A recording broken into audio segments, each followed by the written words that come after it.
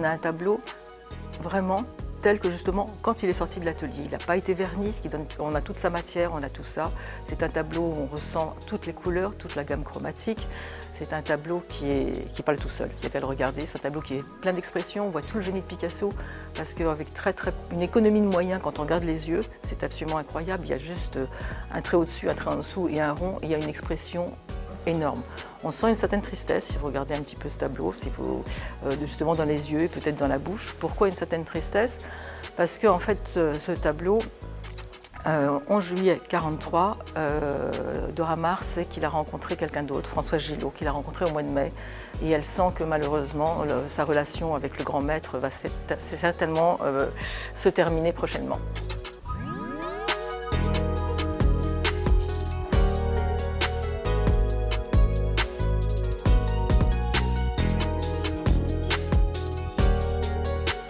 Relation très compliquée parce que Picasso était effectivement avec Dora Maar à partir de 1936, mais il ne faut pas oublier, c'est qu'il avait toujours Marie-Thérèse Walter qui était dans un coin de sa vie avec qui il avait eu des enfants et il voyait Dora Maar, mais il ne laissait pas tomber ses enfants, il allait les voir aussi régulièrement, pas très loin.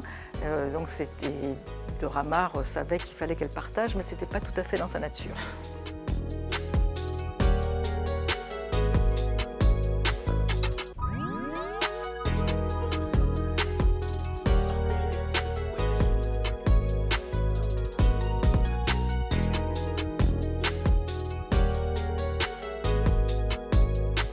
It's absolutely wonderful to see this painting today because it's so brightful, so colorful, and we can't imagine how on a black and white photo, because we only knew this painting on black and white photo. It is reproduced in black and white, full page in Resurfaces, but as well on the brass eye photo I just spoke about. And we couldn't imagine on this photo that this painting was so colorful, so amazing, really.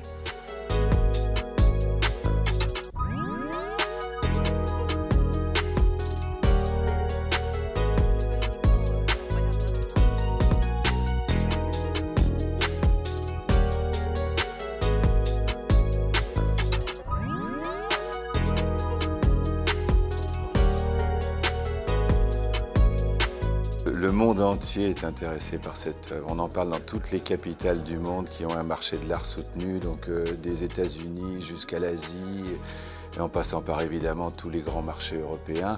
D'autant qu'on va vendre en plus le tableau au moment de la foire Art Basel à Paris au Grand Palais. Donc tous les grands marchands de la planète sont là, les grands collectionneurs sont là. Donc on accueille un nombre de visiteurs très important chaque jour, et on en attend tout autant lors de la vente aux enchères.